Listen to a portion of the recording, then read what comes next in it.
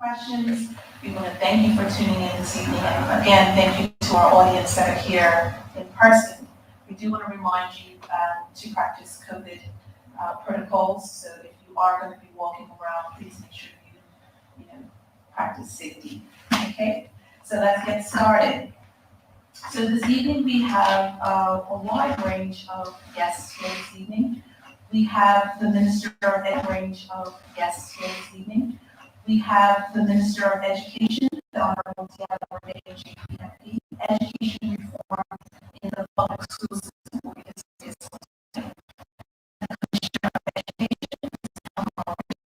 Our focus will be the future structure of the public school system for primary and senior schools.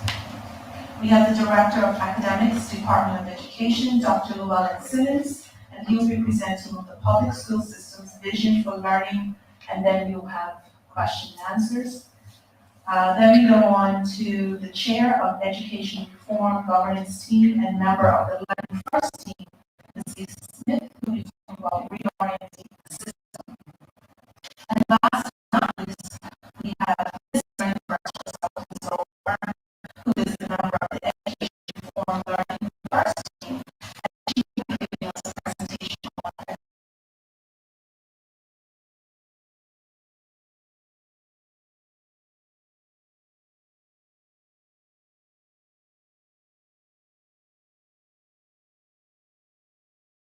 And achieve the career and further education.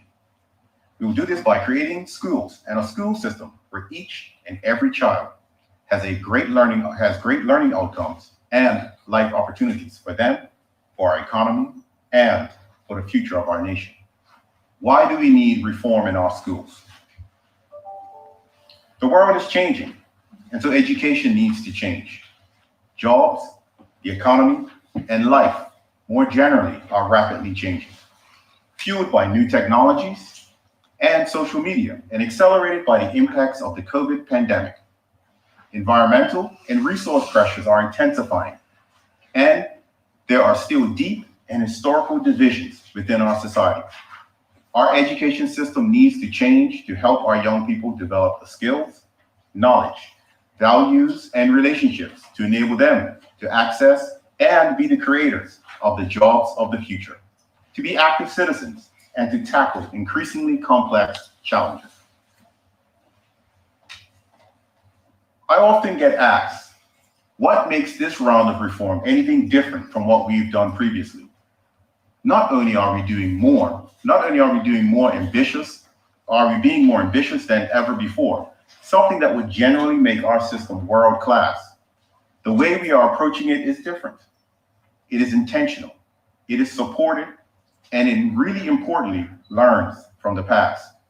The 4 features of successful transformations stops work from slipping at the bottom of the in-tray. Vision avoids haphazard and uncoordinated efforts. Action plans avoids false starts. And capacity and capability mitigates anxiety and frustration. The lenses from where we can view Bermuda's reform agenda can be seen on this slide here. For our children to receive the highest possible learning outcomes and best possible, we have to, 1, redesign the system, the pink circle. Rethink how schools and systems are governed, and we view that in the blue circle. Transform our schools, and we view that in the green circle. And when we intersect the improving outcomes for our children and young people. For the new models of teaching, learning, and schooling to be supported and sustained, the system, policies, and procedures that surround our schools need to be redesigned. That is, if our children are to achieve their career and further education aspirations, they are to be able to follow their passions and interests and build on their talents and capabilities. If they are to fly, the system needs a change of mindset. Just as we want our educators and nurture our children, so we want our system to empower and nurture our educators, our principals, and our schools. We need a system and governance structures that move from being top-down and directive to one that cradles and enables, that puts children first and at the center of everything that we do.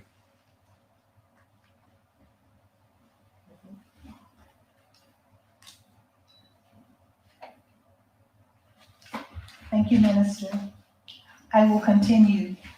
To support and enable these developments, we will be moving from a 3-tier system, primary, middle, and senior, to a 2-tier system, parish primary schools and senior signature schools. This will reduce the number of transitions for our students, but it will also make for better use of our teachers' expertise and our financial resources. And we will build the physical environments for 21st century learning. Legislation was passed in March 2021, which has paved the way for the implementation of the signature school concept, which will start in September of 2022 for the Cedar Bridge Academy and the Barclay Institute. When the work is complete, we will have a system of 10 parish primary schools that go from primary 1 to primary 8, and 5 signature-based schools that will go from S1 to S5. In addition to the 5 signature schools, we will have 2 special signature schools, one for alternative learning and one for students with exceptionalities. And both of these signature schools will be for students of all ages. Although our focus tonight is not on the parish primary schools, I believe it's important to just share some brief information about the features for the parish primary schools. They will be the learning hub of each parish. They will mobilize the strengths and the assets of communities in support of our schools.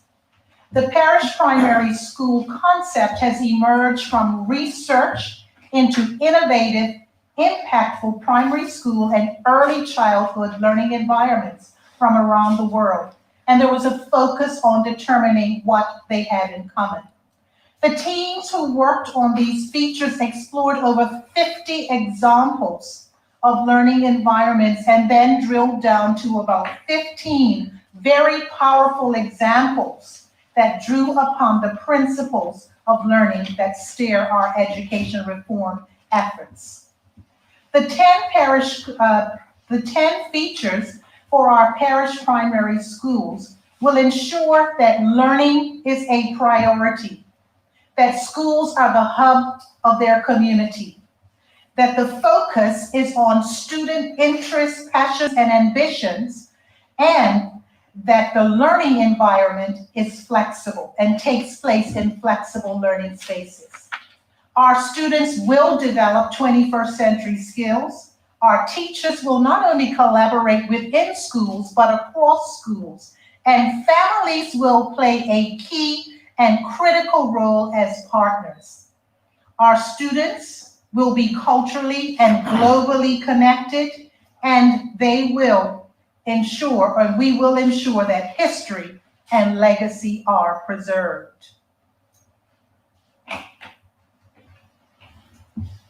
It is important to spend just a bit of time talking about how the signature learning program will work.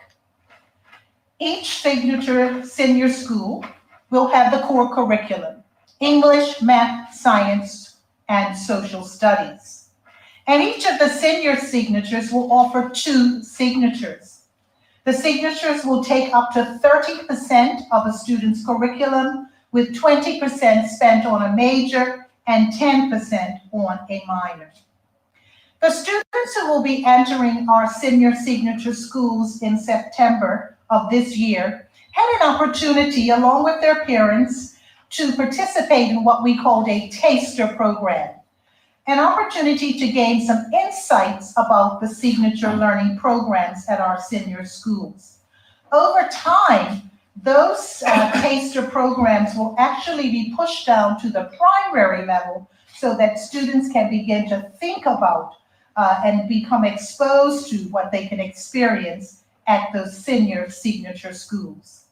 Over time, the signature programs will be delivered both face-to-face and online, and this will enable our students to do a major at one school and a minor at another.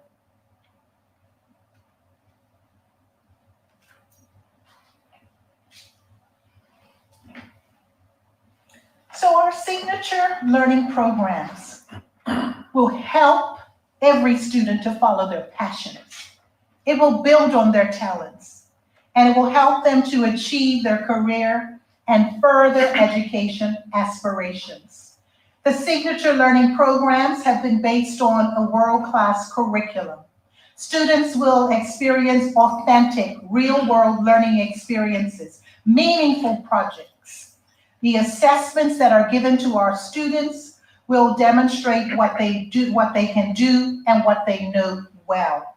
The graduation requirements will equip our children to transition into colleges and universities.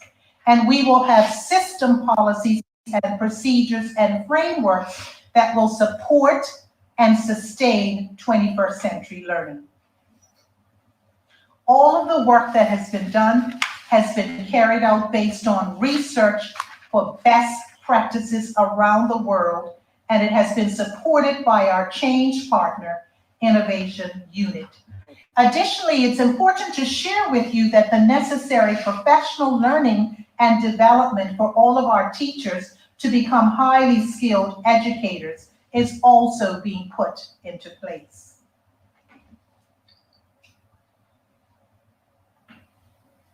How did our signature schools come about, or how did we select the signature learning programs? There were some global scans that took place. There were some local trans scans that took place. And that information was brought together in a report that is called The Future World of Work for Bermuda. Our team members had an opportunity to research the impact of the pandemic by conducting local interviews. And additionally, they had an opportunity to speak with students, parents, persons from our business industries as well. It's important to note that the learning programs are based on current research. And additionally, there was an initial idea to have a signature school for entrepreneurship. However, based on the feedback from our community and our stakeholders, it was determined that entrepreneurship should go across and be featured in all of our signature schools. In September, the first 4 signature learning programs will open at our senior schools. At Cedar Bridge Academy, we will have STEM and the trades professions, and at the Barclay Institute, financial and insurance services and health and social care. I'm going to now turn it over to Dr. Simmons. He's going to share about our very powerful vision for learning. Thank you, Commissioner, and good evening, everyone. When you talk about the Bermudian school system's vision for learning, the vision you want to have is young people in the classroom who are adapted to their learning environment, who are engaged with their learning environment, and there is strong emotional intelligence. In addition, we want them to be empowered, culturally connected to their learning. You heard the Commissioner speak to entrepreneurship. That is very much a part of the vision of learning that we have for our children. With it, there must be also innovative and adaptive learning that is also flexible. An important feature of this vision for learning is that it's culturally relevant. And as it is culturally relevant, we want a future focus that is inspiring for our children as it is collaborative. Most important, that distinguishes this 21st century learning model for our children is that it's a personalized learning model designed to include students or be inclusive with all of our Bermuda children as we talk about engaging in a flexible learning environment. When we talk about the redesigning models of learning and teaching and schooling, we want to keep in mind also that it's also about the educators, the teachers before them. As we are talking about a personalized learning environment, this is a change mindset for many of our educators, for many of our teachers. So Teachers and educators must come with a change mindset to this approach to teaching and learning. They must engage in shared planning, peer observation. The professional learning models are very collaborative. Critical thinking is very much a part of it, and it includes collaboration across schools as well as within schools. And that's very significant for our Bermuda schooling system, across schools and within schools. So schools are also co-partners in the personalized learning and the vision of learning that we have for all of our children. It also has a multi-tiered approach. And let me take some time with this here. When we talk about tier one, we're talking about building the capacity of everyone across the system in the unique features of learning, teaching, and schooling. Tier two, you'll have some smaller cohorts, interventions focused on school and system transformation throughout our school transformation teams. Tier three has more of a focused support for smaller groups, again, such as the teachers delivering the signature learning programs that you heard the commissioner speak to just now. There's been a lot of emphasis on a lot of questions about what are some of the school transformation teams. Well, it's been a composition of a very diverse group of people in education as well as community. And as the depiction outlines there, it's been across Bermuda. Everyone, every ethnic group, every racial group, every socioeconomic group has been a part of this transformational process.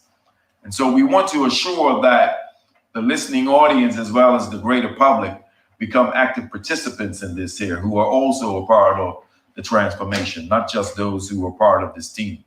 And we want to keep it very much a diverse, shared experience of people's expertise and experience working on behalf of all of our children in the Bermuda education system.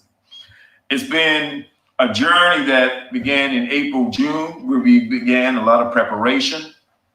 And June to September, there's been a lot of design and development. I know teams have been busy all this week and all last week. October to January, there's been lots of development. And so from February to June, we're pretty much now into an implementation phase. We're confident in the development and the process that we are currently engaged in.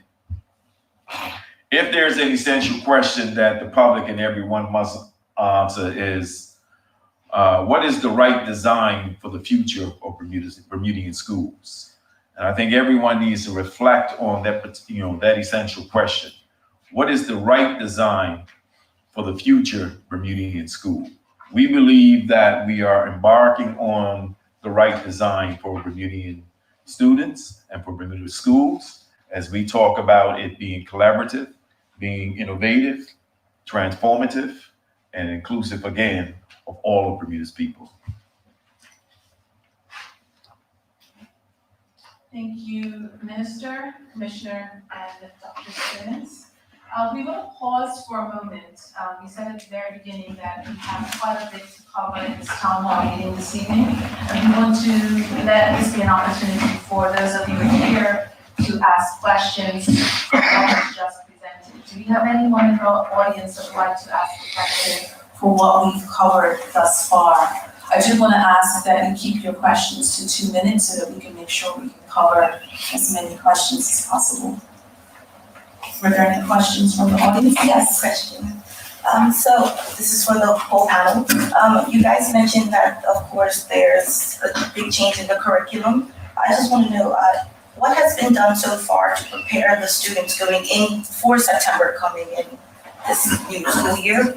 What has been done to kind of prepare them for the new curriculum that they will be learning? So this comes for the people who are going from S1 to S2, or even just the people who are entering the senior school system for the first time. Who would like to start? Commissioner, you want to start that off? You're done. I can start, and then I'd like either of our team members from Learning First to give more specifics. But I can say that we have had a number of teams working on various work streams, and there have been individuals focusing on curriculum. And so we have representatives from Learning First who can drill down and give you a bit more information. Thank you for that question. I think the most important thing to think about is the fact, if you go back to the slide that the commissioner presented, the signature learning program is a portion of the student's day. So there's the core curriculum that they would have had and that vertical articulation from M3 to S1 for their core subjects. Those are things, that's what we call business as usual. And so when they enter in September 2022 to think about the signature learning programs that they're going to be engaged in, they've had something called a taster, and I don't want to open the door too much because I think Ms. Burns is going to get into that, but the taster program is about exposing them to the signature learning program, not necessarily the learning experiences that they're going to have in front of them. But if you think about any business sector, any signature learning program, it has to be supported by solid curriculum, whether it be math, science, social studies, language arts. And so the preparation is part of the structure as we see it now, but the newness and the excitement is about what they're going to have in September. And I think Laurel can go a little bit deeper in terms of some of the specificity, but there is a distinct intentionality around the articulation from M3 to S1 that exists right now, but then how are we growing that and developing it for new learning experiences? Yeah, I think that's really, that's in a nutshell. Just for clarification, I heard you say S2 or above. The new curriculum starts at S1, and so the S2s through S4 will continue with what is currently in place. And as the S1s matriculate through our senior schools, that the curriculum will follow them. Okay, thank you. Were there any other questions from the audience? If not, I have a question that has come in from our online viewers, and I want to say thank you to our viewers at home that are tuning in. We have a point that says, I'm interested in getting in-depth information on the automotive track at the senior level. That's one. And will students be provided with an advisor that will actively assist in ensuring they are on track, especially if they're doing dual enrollments between schools? So those two questions have come in from online. Thank you, viewers, for those questions. Thank you, Dr. Selassie. I think I can take that one. So the automotive track would certainly be taking place at Cedar Bridge Academy. And so I think basically contacting the school or to find out more information about what that track could look like would probably work best. But the second part of your question, remind me. It's, will students have an advisor that will be actively assisting them, especially when they're looking at the dual enrollment program? Okay. So I think one of the things about the work that we're doing is that we are not throwing out the baby with the bathwater, right? And so currently we do have advisory programs.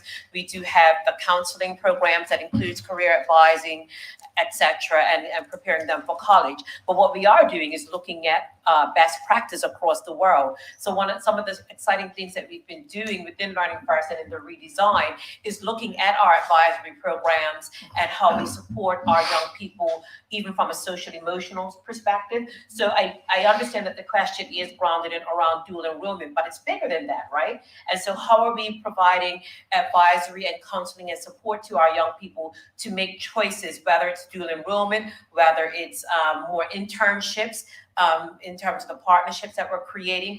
And so we are revamping our advisory program in a really comprehensive way to provide that level of support and looking at how the counselors can provide even more enhanced services for our young people and provide really strong wraparound. We're looking at personal learner advocates. So these are some things we are doing to support young people, whether it's dual enrollment, whether it's internships or other pathways for our young people as they move into their career paths or passions or interests.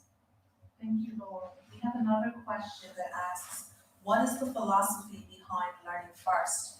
And on that note, I do want to let you start your presentation because you are going to go into the deep dive on signature learning and Learning First. So I think this is an appropriate time to just let you start your portion of the presentation. Good.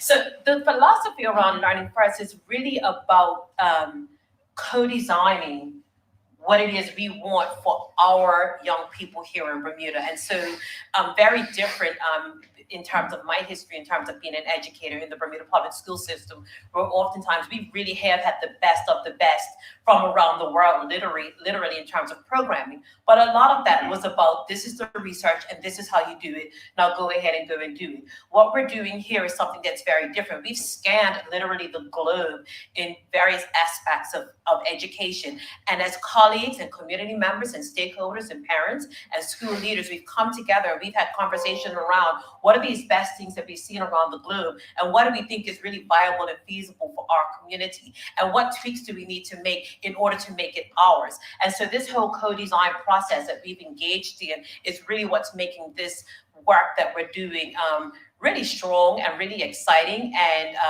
I don't know of anyone who's been a part of the process, whether they've been a part of the process as a person who's provided feedback in a prototyping session, or someone, as we call them now, long haulers, who've been with us literally over the past 2 years and provided feedback and information and done the designing with us. There hasn't been anyone who hasn't said, this is really exciting and it feels right for us. So I think that really does ground in terms of philosophy of learning first and the work that we do. So I will get into my portion of the presentation. I do want us to take a deeper dive into 2 of the signature learning programs to get a sense of the work that has been done and how we've kind of formatted what signature learning is going to look like. So as stated earlier, the signature learning pathways at the Berkeley Institute will be financial and insurance services, and then we have health and social care. So within financial and insurance services, we determined that if we created tracks around accountancy and banking and financial services and business administration and management, fintech and insurance, we will provide young people with some really strong paths of exploration and experience to find specific careers they want to delve into in the near future. Similarly, with health and social care, we did create 3 tracks there: medical sciences and services, social sciences and services, and holistic and allied health care services. And again, we believe those 3 tracks create a whole world of options for our young people. So as an example, when we look at financial and insurance services, what we do have in the first instance, we want to think about what is the learner profile or characteristics or strengths of a young person who may want to go down that path. And so we determined that we want them to be analytical, have some problem solving skills or interests. There is some intellectual curiosity, of course, some mathematics in there, and technology, computer skills, communication skills. And of course, in the 21st century, we want people to be able to work collaboratively and work independently. So when we look at the signature learning pathway strands and the career pathways within the financial and insurance services, again, we did determine those 5 strands.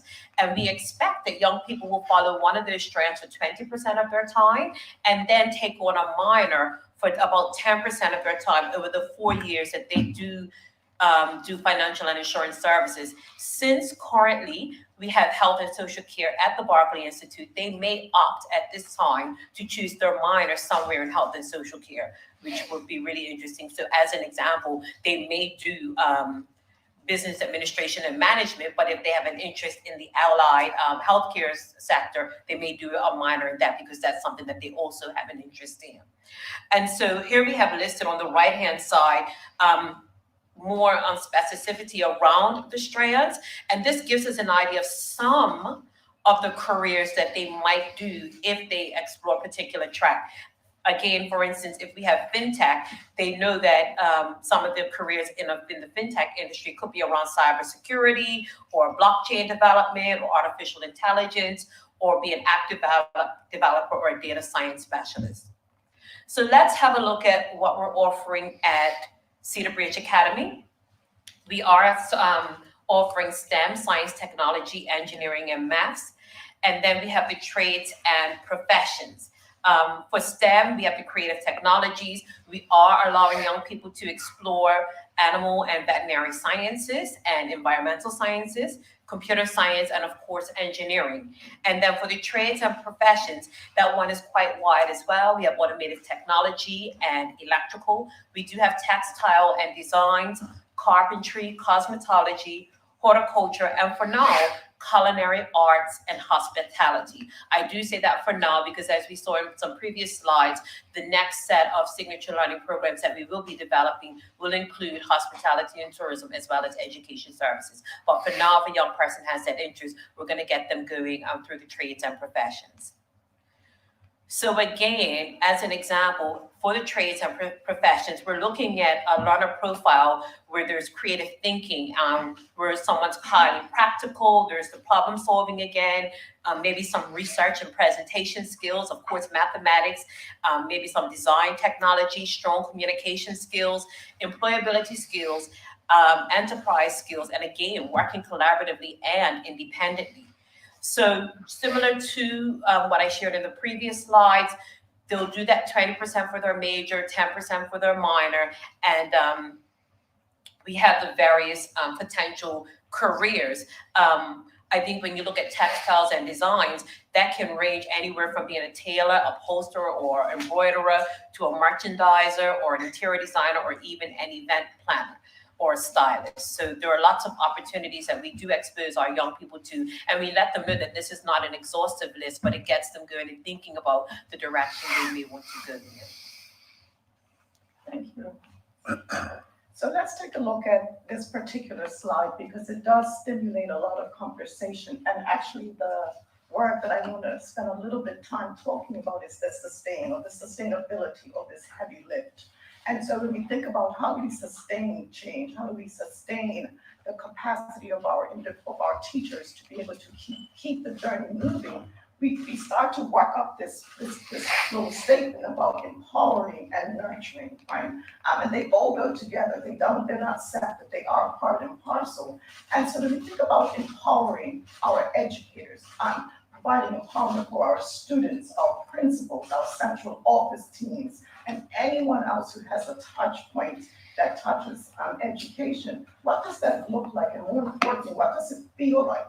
Because if not, these are words on a paper, but how do we translate that vision into practical application? And if you think about Fortune 500 companies or jurisdictions who truly do transformation very well, they understand that it's a dangerous practice to empower just a few or one, right? The empowerment and the motivation and the momentum is when you bring along a critical mass of individuals to do the heavy lifting, to own the work. So you've heard terms like co-creating and co-designing. So this is actually how we start to think about looking at the DNA of our system differently. And there's a culture that we've had to compete with historically, where we often define the system against the school and district office. And then in the school, it's the principal and the teacher, and then the teacher usually separate. We are a small community. The system has to embrace everybody. We all have to own this journey. It cannot be separated. And until we sort of change that, understanding that the system is not you and me, but us and we may miss the mark. And so this is one of those pieces that we have to hold tight onto and to continue to empower, to nurture. And relationships do not mean,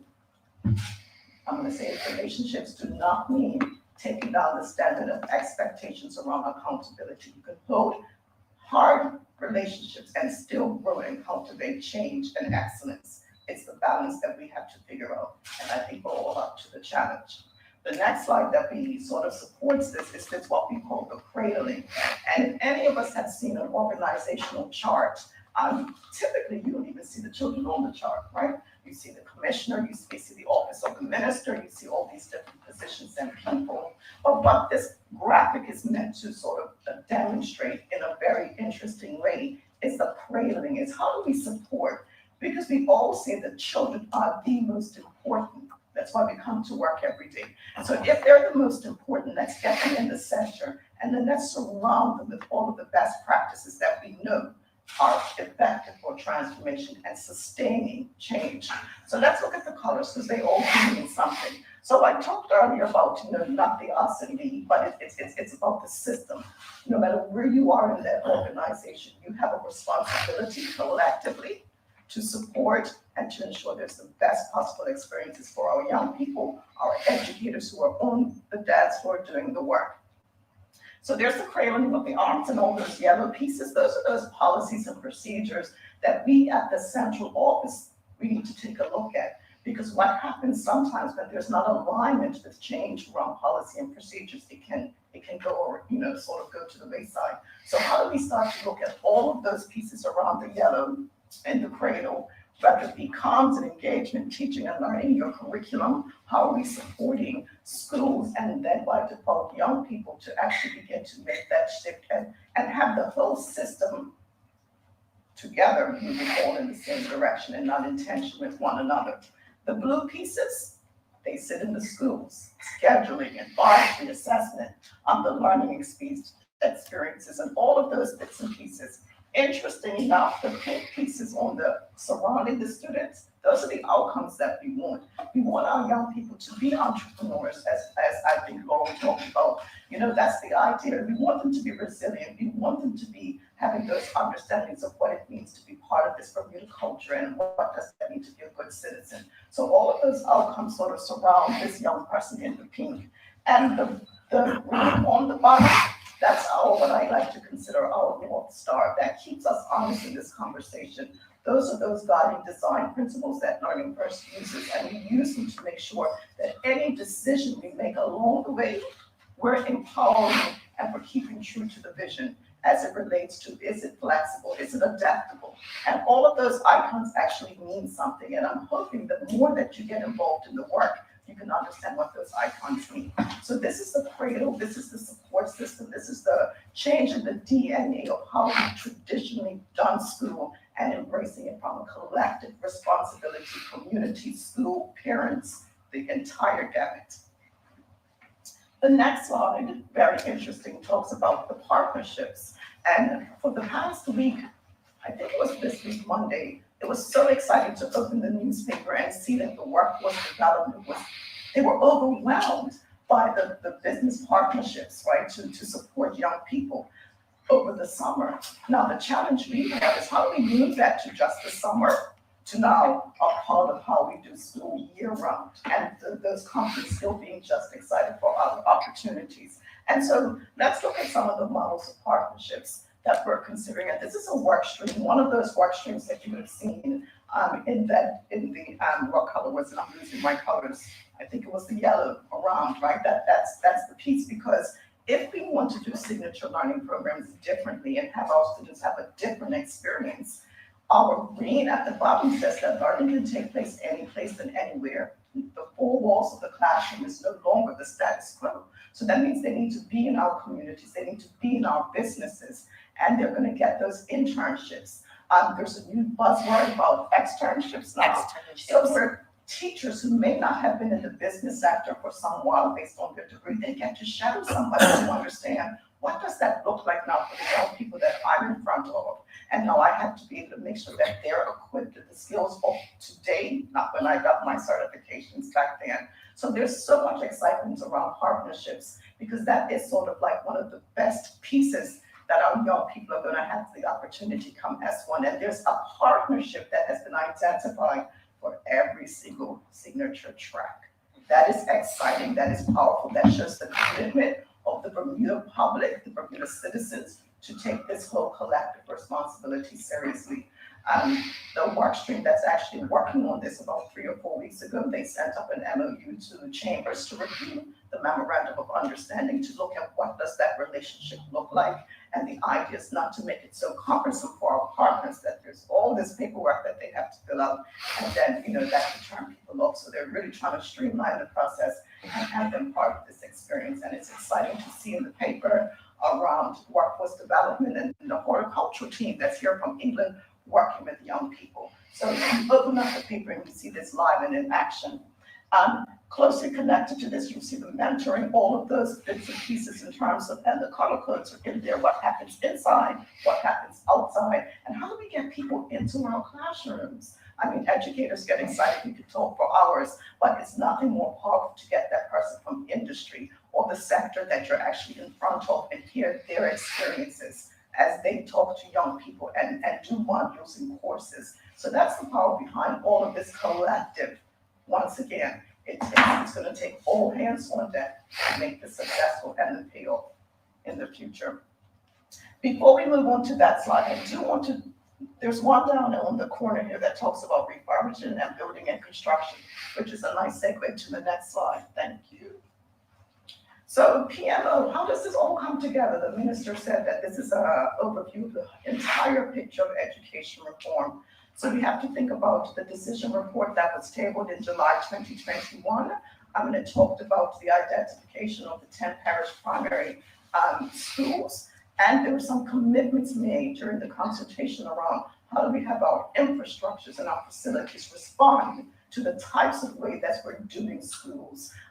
So right now there is a PMO, sort of an RFP, working with KPMG, working with a company called Stantec, and I'm going to walk you through the timelines and the work that has been accomplished. The PMO has not been stood up yet, only because it is the work of the RFP, but I'm going to walk you through the timelines when this slide comes up. So the very first phase of the year, we talked about consultation from December 20 to April 2021, where there are lots and lots of meetings via Zoom talking about and listening, a lot of listening to our community members around this concept of parish primary schools. In August, and in between that time, we talked about the decision report being tabled. After there was the feedback, the ministers had time to look at all of the feedback documentation to make a decision on consultation to sort of uphold those guiding principles that are required by law.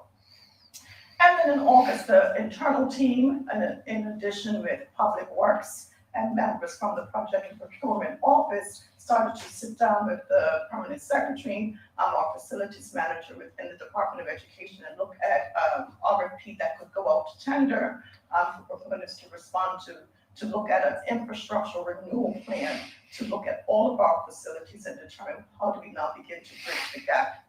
Went out, there was something that came back around July and August. There was a robust interview for scoring of said RFPs, and then there was a decision taken. I mentioned KPMG, who's looking at the financial pieces. They're looking at how do we finance such a project? Is it the 3P concept? Is it something similar to the hospital around donations and, all of those sort of innovative ways of thinking?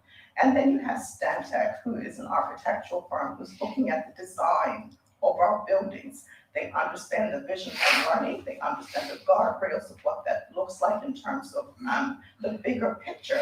But certainly there will come a time when the work of learning first of what we always call about what's happening inside of the building begins to take shape on what those buildings look like. And so now we're in the phases where Stantec and KPMG, they're working, they've been on site. They actually visited all 10 campuses, and I'm actually impressed with the level of detail that they know about our schools. And so now they're preparing a gap analysis, right? Here's the vision, here's the desired state, here's what we have, and what's the gap in between. And so from there, we will then be able to provide a report to the Office of the Ministry that speaks to the recommendations of developing a PMO to manage the rollout over a phased period of time.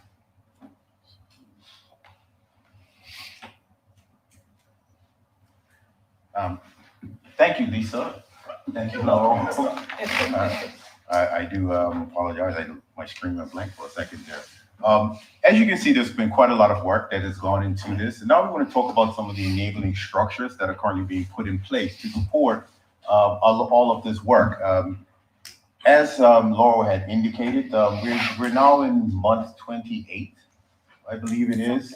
And so when we say that we've done a lot of work to move this forward, it's actually been a lot of work. And sometimes the questions we get asked is, is this sustainable? Will you keep it up? And one of the things that we do know that we often get accused of, or education often get accused of, is stop starting.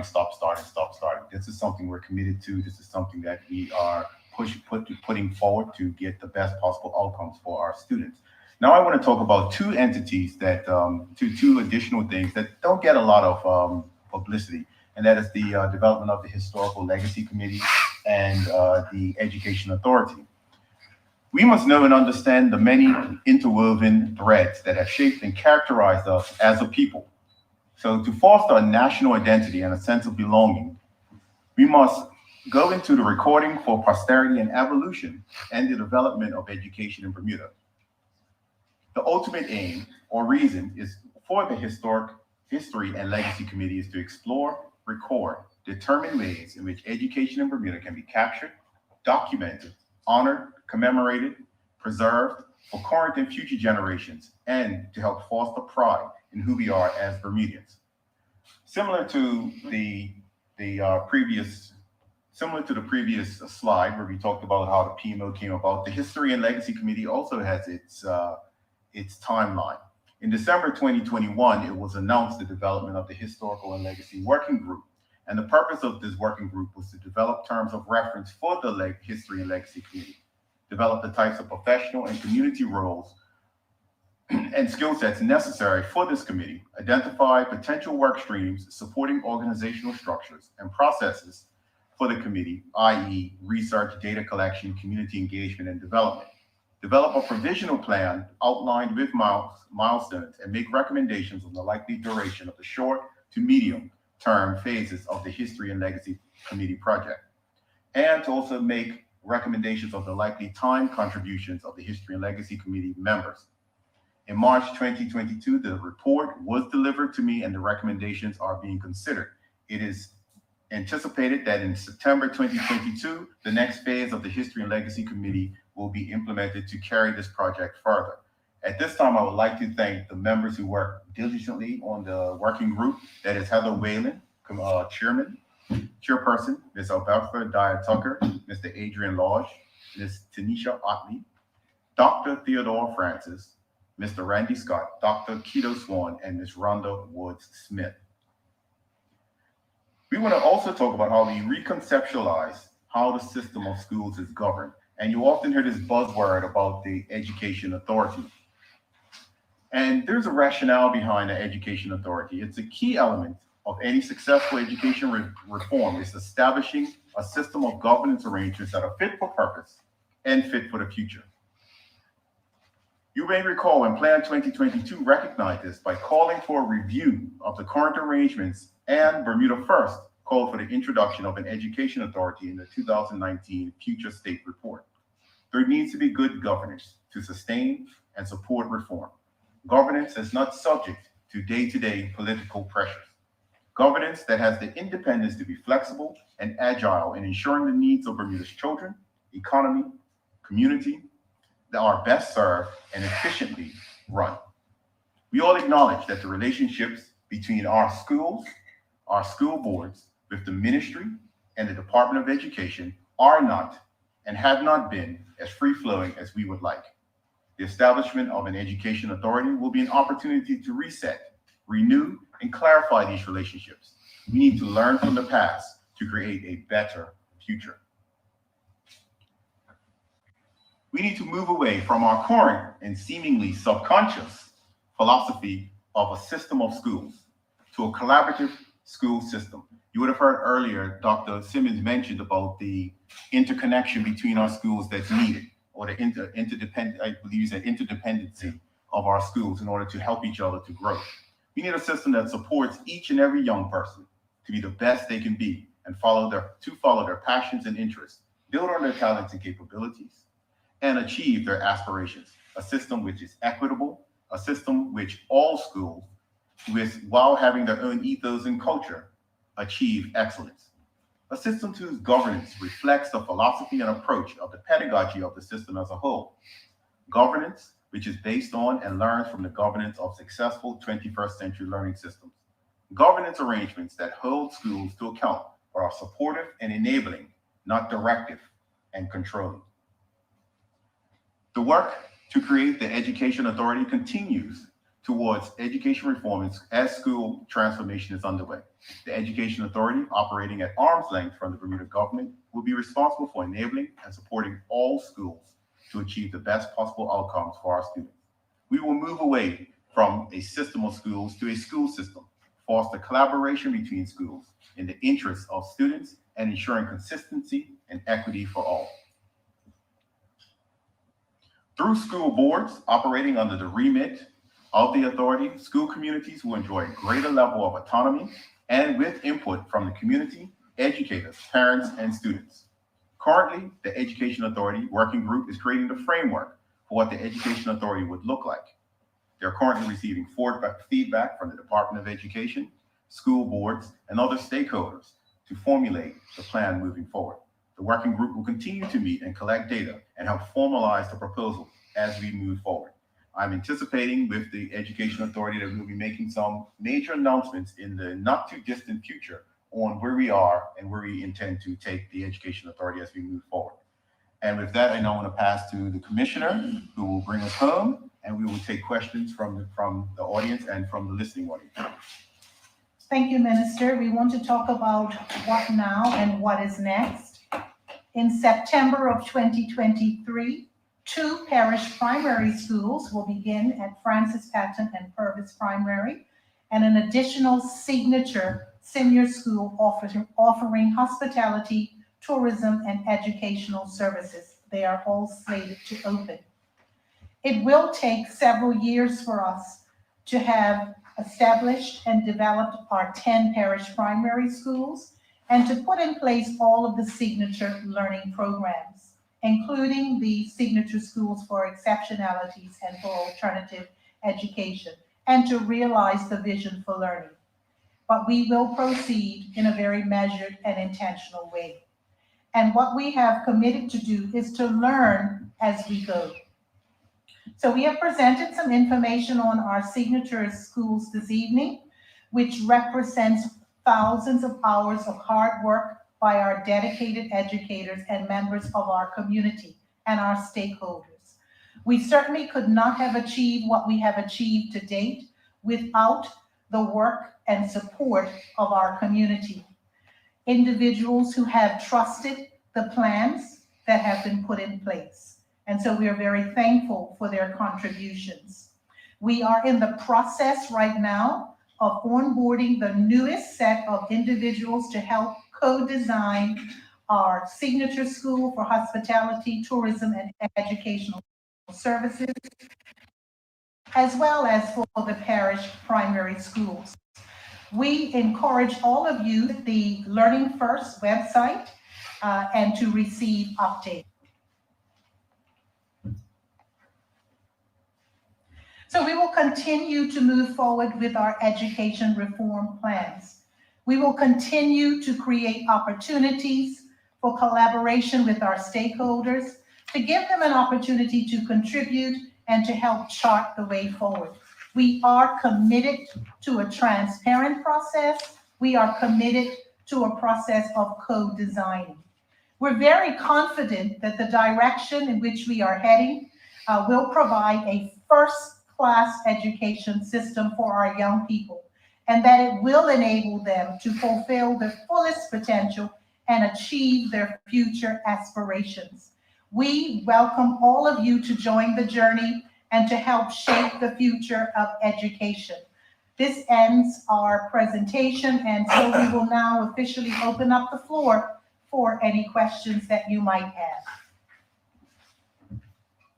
Thank you very much, Commissioner Richards, Dr. Simmons, Minister McBain, Ms. Burns, and Ms. Smith for that wonderful presentation.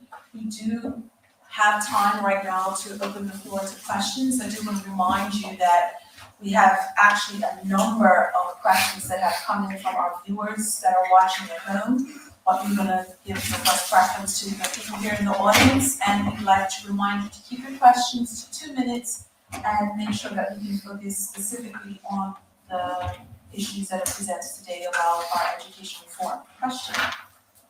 Good evening, all. I'd like to start by saying that I'm fully supportive of what you guys are doing, and I believe that the Signature School program, hand in hand with the youth employment strategy, should take our youth very far. A short testimonial myself, I came through in the trades, and I was only able to make it, I believe, because I was passionate about it. And currently I'm working down at the government quarry as a body man.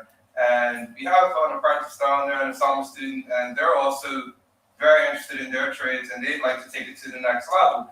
But they're a little bit beside themselves because we've just come through this pandemic, and obviously funding is hard to secure. But I said, don't worry, government's on board with this. Everything I've seen, they're willing to take students to the next level.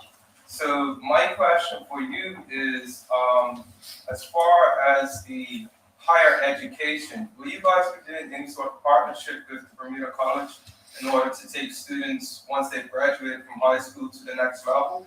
And I know you probably can't answer this question, but will the college be opening up more programs so that students can get their higher education locally rather than overseas? Because when I done, the automotive body trade, I had to fly overseas to finish my education, but I feel that's something that we can offer here locally.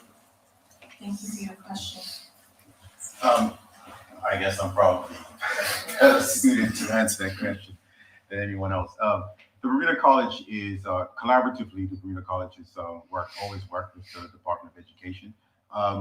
Since coming to be the minister, there are 2 programs that have been put in place that help our high school graduates specifically with Bermuda College. One of them is the College Promise Program. Any student that graduates from the Barclay Institute and Cedar Bridge Academy with a GPA of 3.0 or higher is able to attend the Bermuda College tuition free to obtain the degree. We've also furnished the Bermuda College with a grant of $300,000 per year specifically for financial assistance, and that is utilized for just like everyone else. We've seen a tremendous growth at Bermuda College with the amount of students that enter into the system. And that grant has also been used for what we call the PACE department, which is the learning department that people utilize for as part-time if they're not operated as students. So there will be specific courses that you can take with Bermuda College to enhance your skill sets. Additionally, Bermuda College has continued to grow their articulation agreement. Now, that's agreements that they have with external universities and colleges to enable you to do your full degree locally here in Bermuda. In the last graduation ceremony, we had 9 graduates that graduated with their bachelor's degree and/or master's degree from the Bermuda College without ever leaving Bermuda. 6 of them were through Mount St. Vincent University, and 3 of them were through the University of Miami, I'm going to say it was. University of Miami, their master's degrees. In terms of what you're talking about specifically with the technical school, that is something I would be glad to collect your information afterwards, and we can have a conversation. And I can introduce you to the persons over there to see what it is that is happening at the Bermuda College that can possibly go towards what you're doing. We have a dual enrollment program with our high schools, the applied technology program that does exactly that. We have 2 dual enrollment programs here, one the academic track and one the applied technology track that introduces our children to the technology side of it. And so they will get an opportunity to see plumbing, automotive technology, welding, computer technology, and things of that like right here at the Bermuda College. Again, to help fund that, the ministry has created 5 scholarships for students who go into that applied science technology track with the Bermuda College, because once they finish it, even though it's dual enrollment, they'll need 1 more year to get their degree. And so if they want to continue on, we actually do have funding to assist them as well. I just wanted to add that if the opportunity was to arise, I'm also interested in teaching myself. So if I can go to that next level and become a teacher, I would. Well, we can definitely talk. I did want to add to that as well. So I think you'd be really happy to know that in terms of the work that we're doing with Signature Learning Program, and we are looking at strengthening partnerships in various ways, and even credentialing in various ways. So what's really exciting is that over time, establishing more and more opportunities that even before they graduate high school, that they have had opportunities for credentialing, so that by the time they graduate, they're already certified in certain things.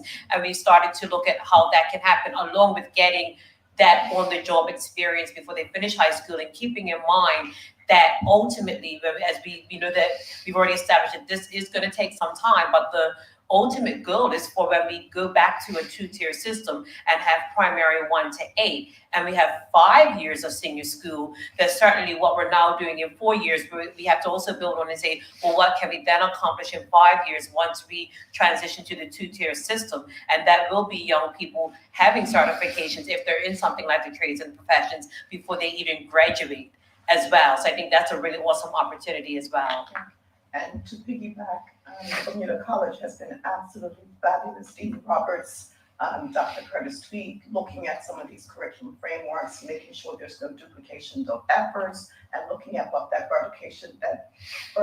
vertical articulation actually looks like from high school with some of the signature learning programs, and when they get to Bermuda College, if they're looking at someone. So there's definitely been that cross-pollination of sharing the documents to make sure that, we're not duplicating or we're strengthening and building a solid foundation to move. So it's been a very exciting work to listen to the teams get excited about the work, and we have a team member here, Mrs. Hayward. Thank you for that question. I want to direct this question to Ms. Burns. Some of the information that you gave sort of listed the tracks, the various courses that students can take. A question that came in online was, will the arts be considered as its own school or part of the curriculum? Thank you for that. So in one of the previous slides, when we looked at the current listing of the signature learning programs, the arts ultimately will be a signature learning program. We're not there yet. And just to take us back a bit, during the original consultation, there was a conversation around having a STEAM signature learning program, science, technology, engineering, the arts, and mathematics. And through the consultation process, there was a lot of feedback that had us pull out the arts and leave it at STEM, but more importantly, have culture and the arts as a signature learning program. So that is on tap at some point to do that. But in the meantime, as we stated earlier, that while we're doing signature learning programs and we're launching the first set in September, there's some things that still are not going away and that will still be maintained in our schools. And outside of the core curriculum, we also have our electives, and the electives are not going away, even for young people who are doing signature learning programs. So the arts still exists, where you do have visual arts or dance or music or drama. That will still exist from an electives perspective for young people to participate in. And I'm gonna ask you one more question, sorry, firing away. Where else in the world are similar signature programs being used, and how long have they been? Like, how have you used that research to make the decisions for Bermuda? We have, I literally don't have it in front of me exactly where. So I know people want to know specifics because warehouse has its work, right? But let's talk about process. So from a process perspective, when we say we scanned the globe, we've literally done that.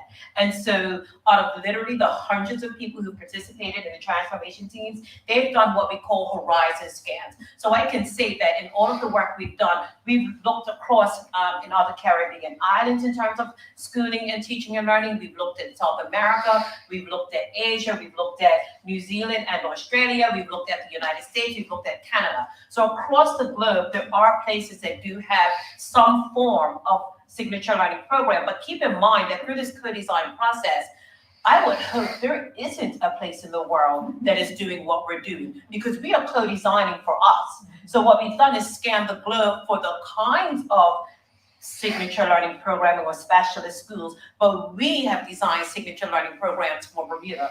I will highlight High Tech High, which is in California. And I do know that I think they have representatives here years ago through one of the private schools sharing information.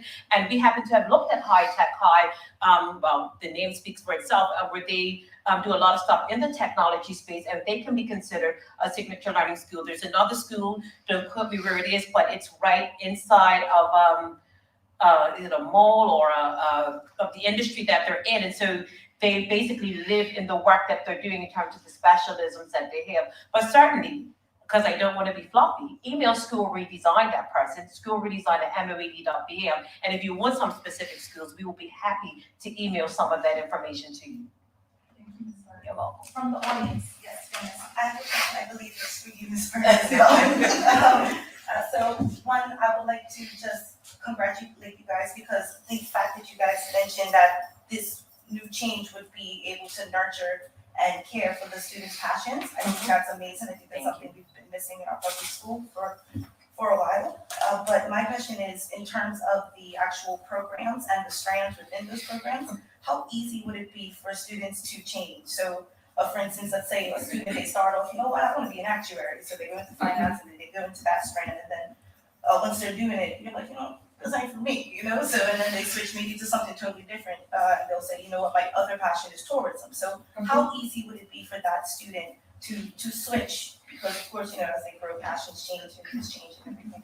And you have hit the nail absolutely on the head. That conversation comes up all the time, but you 100% get it, that oftentimes people, their passions change or shift, or they rise and fall. So I've always been passionate about these two things, but right now it's this. And so one of the work streams that we do have is around graduation and credentialing. Okay, and so the idea is to not stunt or hold back young people from meeting graduation requirements, but allowing them time to do what you just said, explore their passions and interests.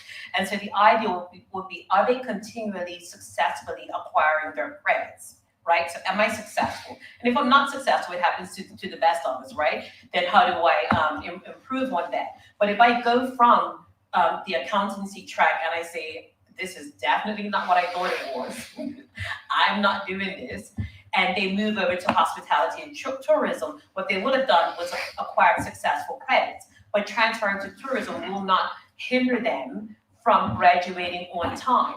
Now, there is a conversation depending on when they do make that transfer, they have completed the whole thing, maybe or maybe not, but that's why we do tertiary education, right? And the other thing that we're looking at very closely is ultimately having what we call micro-credentialing, which is a really big thing now, not just in terms of education, but in other areas, to get micro-credentials. So along the way, you have this demonstration or this evidence of what you have been successful at, and these little smaller things that you might be certified, so to speak, at, but being able to transfer or to switch. We want you to do that. As I said in previous conversations around this topic, as parents, I think you want them to change when it's free and not when they're halfway through college and they add a couple more years onto your college bill, right? So we want them to make that change and do it for free and know that at least they've been fulfilled and they're excited about that.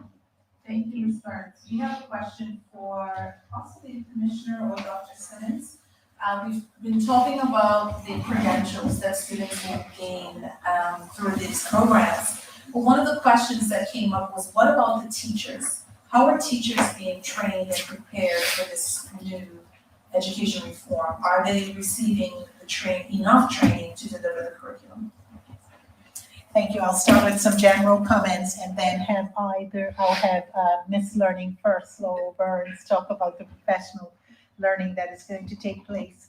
As we make the shift and work to offer a world-class educational experience for our children, we recognize that professional learning is going to be extremely critical for our staff. We have communicated to our staff that there will be a need to raise the bar in terms of certifications. We are in discussions around what that looks like. And we talked about the fact that we've shifted to a philosophy where we are co-designing and we're collaborating and determining things together.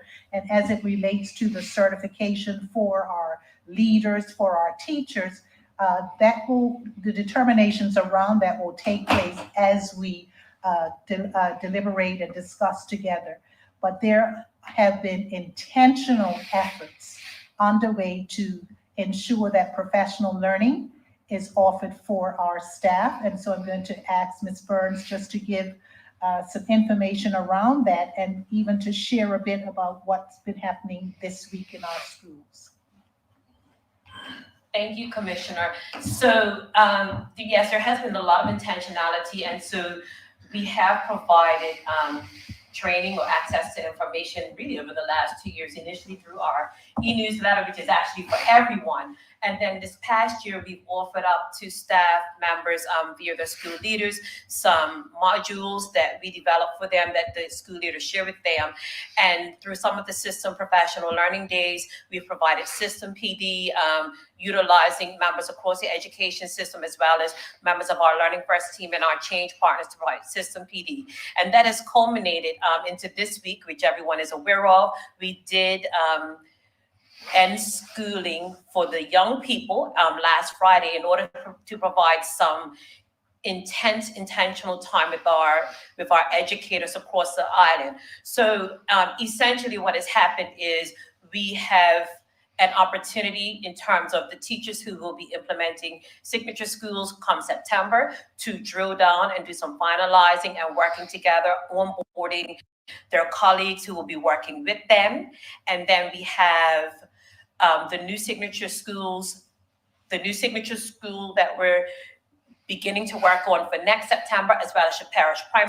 We did some onboarding and introductions with them over the last 2 weeks, and they're continuing that work in what we call design labs, which is really exciting for the parish primary schools, because similar to the process for the signature learning programs, they are now in these design labs, designing and co-creating exactly what the features of parish primary schools will look like for them, and what are the hardcore things that we're going to be doing in terms of parish primary schools and developing that. So those school teams are doing that along with their actual schools. So while we have some members of either Purvis or Francis Patton who are on their transformation teams, they're now with their whole school and onboarding them and starting to collaborate and co-design.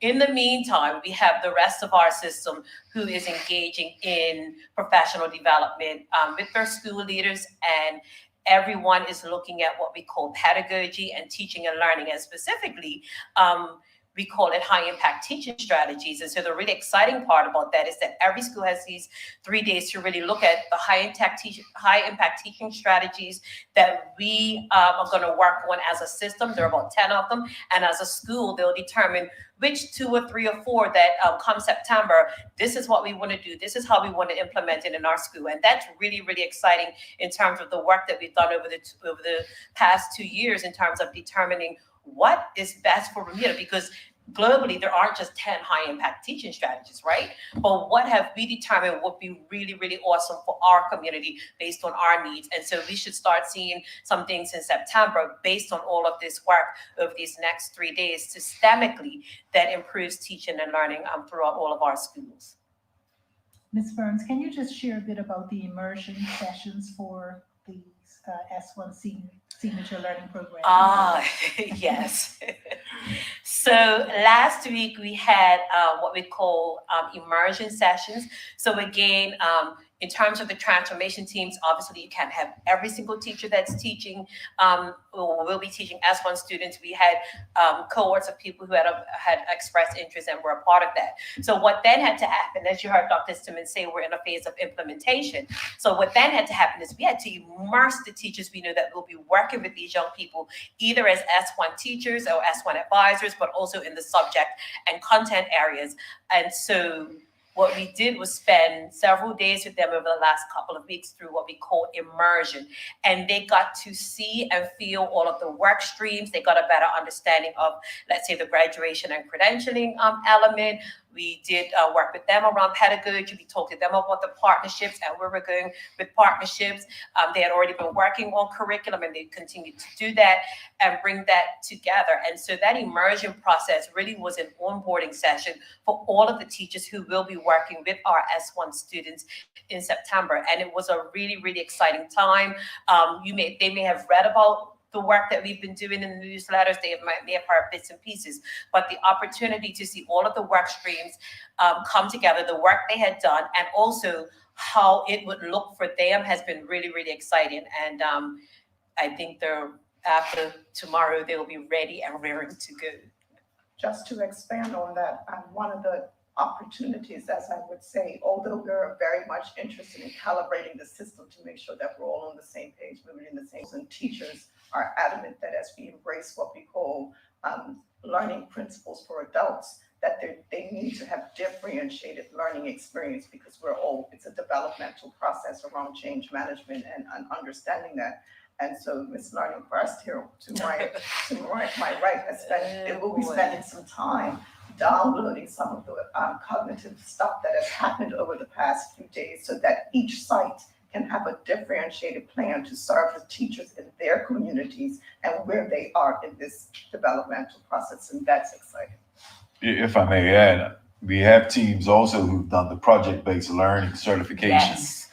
And the significance of that is, we want our children to be able to produce something. And project-based learning is really getting at our children to produce something about what they learn. So we have teachers who have already taken the lead on this here and have been certified. As a matter of fact, some of them are so outstanding in their certification that their models have been used by international presenters as an example of what effective project-based learning could look like, it should look like. Thank you. Any more questions from the audience? Thank you. I have a comment more than a question. My name is Joe Mahoney. I'm with the Youth Entrepreneurship Initiative of Bermuda, and we have been a part of the Signature School Transformation Program now for about 12 months, beginning here at Bermuda College last June, I believe. And I would like to just reiterate some of the things that have been stated tonight. This is most definitely a ground-up initiative. This is not top-down. I commend the Innovation Unit and their team for the way they've conducted this process, and it is really homegrown. Laurel has mentioned that a couple of times, but I really have been impressed as a community partner participating in these workshops. This is what Bermuda needs, and it's very much Bermuda-centric. Our role as a partner has been to support the entrepreneurship piece, as the minister mentioned, that it is a overall content piece for all of the signatures as opposed to being its own signature. I think that was a brilliant decision. Compliments to the ministry for that. And so our strategy is to infuse entrepreneurship across all of the signatures. It will be done in modules over 3 years. That's 6 different modules, one each semester. And at the end of the 6 modules, the students will have produced enough input to the process that they will have a business plan to present. And to Dr. Simmons's comment, that's an experiential learning opportunity where they will stand and present a business plan that they've created on their own idea based within their signature that they can take away, and they will be credentialed with that. We'll also be offering some more advanced courses in the 4th year, the last year of senior school, for those who really want to focus on entrepreneurship so they can take a more intense dive into entrepreneurship. But suffice to say, every student in the Signature Learning Program will be producing enough material to create a business plan at the end of 3 years. So we're very proud to be supporting the effort, and I commend the ministry for taking this on, and I compliment Learning First and again, Innovation Unit for the way it's been processed. Thank you. Thank you. Thank you. We had a question? Yes, I do have a question. Thank you for this presentation. It's really informative. I think that in listening to and talking to us, educational reform is a really great model. But I do wonder what systems or support you are offering to address the full scope of a child, to meet all their educational needs and kind of lead to equity, which I think is a word that I've heard throughout this conversation, and community. So when I'm thinking about, like, if a kid is going into the veterinary versus accounting track, that's great. But what about food and housing stability? Does this model take any of the factors that also impact the way that a kid is able to show up to school and also perform optimally so that they can achieve their full potential? I understand that we're doing the academic side, but does this system encompass anything to meet the whole child? Any questions? Who would like to take that? Thank you. I can start, and then I would like a representative from Learning First just to drill down in terms of what will be offered for children as it relates to the curriculum. As we make the shift to offer what we want for our children, a first-class educational system, we will be incorporating what we call wraparound services for our young people. And so there are plans to ensure that we meet the needs of children. If it means that we have to meet the needs of children as it relates to providing them with meals, then the plan is to incorporate that. The plan is to incorporate, if we have to, supporting parents around the provision of uniforms. If children have needs where they're not meeting the standards, and then there will be interventions to help children to meet those standards. So the plan includes what we call wraparound services for children, but also wraparound services for parents will be offered as well. And so there are plans as well to ensure that we have curricula that will address the social emotional needs of our children. And I'll ask either Ms. Burns or Ms. Smith to share a bit about that. So I mean, in terms of the social emotional curriculum, and you heard me talk about business as usual, there's definitely some foundations in our system that currently exist that tap into that. We recognize that it's no longer meeting the entire needs based on where our community, some of our community challenges are lying. So therefore, how do we begin to think about that same process of elevating what's existing to meet the needs of the current landscape? Because I think this development of those social emotional curricula would have been decades ago. And they normally just set for a small population like our learning support students. But I think what we're recognizing, as you say, how are we getting ready for you coming to our doors and embracing not just the curriculum and the education experiences, but that whole child through the wraparound services, extending home to school, whether that be through supports, counseling, that personal advisory advocate, to help me plot my course to meet my full potential. So those are things that are being developed in some of the tracks for school choice advisory. And there's actually a new job description. I'm pretty sure that that's coming that speaks to a personal Learning advocate. And that role is going to be a powerful role. And it's going to look a little differently from what we currently have as the counselor who sits down with the child, maybe at P5, again at M2, to talk about career planning. It's going to take a whole different shape to understand how do we open up opportunities for young people to blow up this concept of the prison to school pipeline and change that to the pipeline from school to talent pipeline, right? So it's still work in progress. And some of the challenges are because we are co-creating and co-designing, all of the answers are always on tap, right? But the ideal is that we see it, we understand it, we just need to look in our community, understand there's a need for it. I can expand a bit on it as well. I mean, I know you gave as an example, maybe food security or home stability, but I think all around you're saying, what about the whole child? So as another example, one of the, what we call national and core priorities that we worked on at the very beginning had to do with learning environments.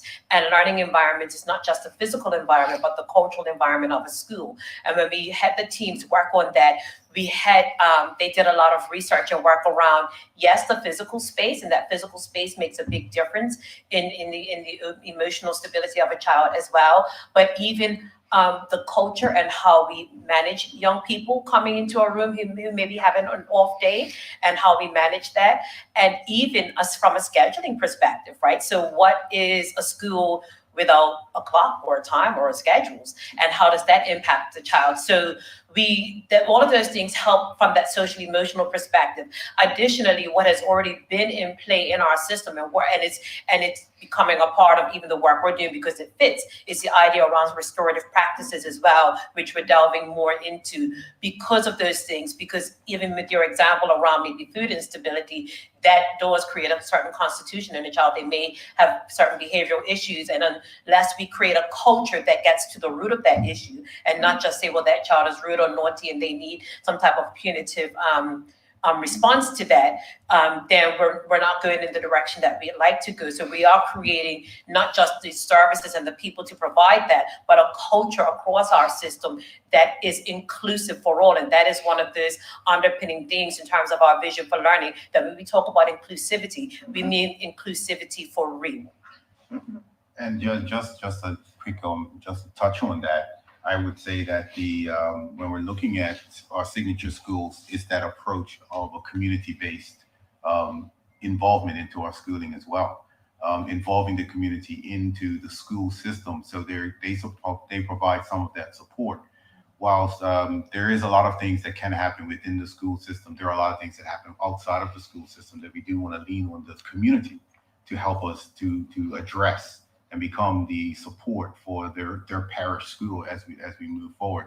We're also looking at how we can address inequality through simply things like our admissions process and ensuring that our children get the opportunities to fulfill their potential and provide them with a pipeline out of things that may not give them the opportunities to pursue the dreams that they should be pursuing. And so if we can look at that from that perspective, on how we can revamp our admissions process to ensure that our children are getting the services they need and pursuing the goals that are right for them by putting things in place like that. But I do believe when we talk about the parish, and we haven't talked much about the parish primary schools today, but the parish primary school concept really does address some of these things as well by bringing the community in to rally around the school and provide that external village support, as we say. Minister, I want to sort of direct this next question to you. Really? You just mentioned about community buy-in and support. This question leans toward, what if the signature schools don't work? Are there any contingency plans, and is this sustainable? Is this a sustainable long-term plan? Yes. The simple answer to that is yes. As we've talked about extensively today, you've heard Laurel speak to it, you've heard Lisa speak to it. I'm sorry, Ms. Smith. speak to it. This is not something that we have just woke up yesterday and said, this is where we're going. There is extensive research behind this. There's extensive code collaboration and code design behind this feature. This is what Bermuda has determined that Bermuda needs. And so if this fails, which it will not, it is because nobody got it right. And that doesn't include the people you see sitting up here. That includes all of you as well, because it has been critically important for us to reach out to the Bermudian public to ask, what is it that you want? It's been critically important for us to reach out and look across the globe, as Laurel has talked about when we talk about horizon scanning, looking across the globe to say, what are best practices? However, we are not looking at taking a system that is operating somewhere else. And I like what Laurel said. You hope that you don't see the system anywhere else because it's built for Bermuda by Bermuda. And that's why we are confident that we will see success in this. And this is why we have seen the success in this and the things that we've put forth as we move forward towards complete education reform. I understand that we do have more questions. We have come to the end of our town hall meeting. I will give each member an opportunity to say some. Dan, we can take one more from the young man in the audience. That's right. Thank you, Minister. It's more of a short comment than a question, just to add to what the young lady said. When I was coming through, I went through a program called Mirrors, and that helped to, close some of the gaps where, like, the emotional side and outside stress and stuff I wouldn't be talking about on the job and in school. And that, carried me where the school system couldn't carry me. And then also, as far as the signature school as well as work, I look at Alicia Keys. She went to the signature school and she's brilliant. Singing, dance, performing. Thank you for that contribution. It's some great. Sorry. Go for it. Only because the topic has been quite fruit in a lot of discussions with myself and some of my friends that I speak with on a constant basis, and I'm kind of wondering how this program regime, and kudos to everyone here because I think it's very important. I personally think it's going to work very well in Bermuda, but I do want to reiterate and ask what is being done or implemented to actually help with proper and better sex education when it comes to school reform. Are you guys responsible for how that's going to be implemented, or is it someone else's critical decision? I'm actually going to, I know that was a question that was sent in, that was answered by the commissioner just late last week. The commissioner, and I can talk about what we're doing within the Board of Education to look at, well, I'll start. The Board of Education, we're looking at policies that include inclusivity amongst our students, and it's something that is being actively worked on so we can have a policy in place in the short term. But in terms of what's happening in reference to sex education within our school system, I will leave that to the commissioner to expand on. Thank you, Minister. Sexual health, we have a sexual health modules that are taught in our schools from P1 right up to S4. The curriculum, I believe, is Health Smart, Dr. Simmons, and it is a very comprehensive curriculum. We did receive a media query around what was offered in terms of sex education. We shared about this Health Smart curriculum, and we talked about the specific outcomes as it related to the sexual health. But yes, it is taught in our schools. Yes, it is taught from primary 1 right up to S4. And there are specific modules and specific outcomes for the standards for those modules. How long have that been in place? I believe. Curriculum? Yeah, the Health Smart. It's on its third year. But of course, with COVID, it's really disrupted even the true delivery of it. Thank you. I'm gonna put a pause on that one. What we're gonna do is just have each one of our panelists say last final words in reference to the presentation this evening. I will ask Ms. Laurel at the end of her piece to give the email address. If you do have additional questions, this will be for the audience here and the people at home. If you have further questions, comments, concerns, suggestions, that you have the exact contact. So let's just start from Commissioner and just go straight down the table. Just closing thoughts, please. Thank you. I just want to reiterate our commitment to ensuring that our children have a world-class education system. And I wanted to share something about equity, and I'm so glad you raised it. Right now, our resources, our human and financial resources are spread across schools, and they're spread in a way that really does not address equity. And so we're looking to shift to a process that will enable us to determine the financial resources and the human resources based on the needs and the demographics and the profiles of our children to ensure that they get exactly what they need. Thank you. Thank you, Commissioner. Dr. Simmons? Yeah, I'm a big advocate of with what we're doing right now, and I often share with teachers and staff that what I like about what is going on in education is a step toward. We talk about changing mindsets, but I often in the office talk about decolonizing mindsets. And when we talk about decolonizing our mindsets, I think a lot of what we're introducing pushes our educators, especially because our children are already asking questions. And so the educators need to be prepared to ask questions and critical questions, to be prepared to answer those questions. And if they can't answer it, be prepared to redirect to those who can answer it. So what we are engaged in right now has us on a path to really about decolonizing mindsets, and it starts with questioning. Thank you, Dr. Simmons. Minister Elaine? I'll let Laurel in. Let her comment. Yeah. Okay. Really quickly, I did find my example, so I want to share that with our listener. So when we talk about South America, we looked at two places, Peru and Costa Rica, and that was from a system transformation perspective. So there's the Innova schools in Peru that we looked at, and some of the things we considered were around how they did some blending, collaborative, and self-directed learning approaches, as well as they were one of the areas we looked at in terms of flexible learning environments and expert learning resources. And also from a system transformation perspective, we looked at the Costa Rican Ministry of Public Education and how they did new pathways through vocational education and training and relevant assessment and teaching capability.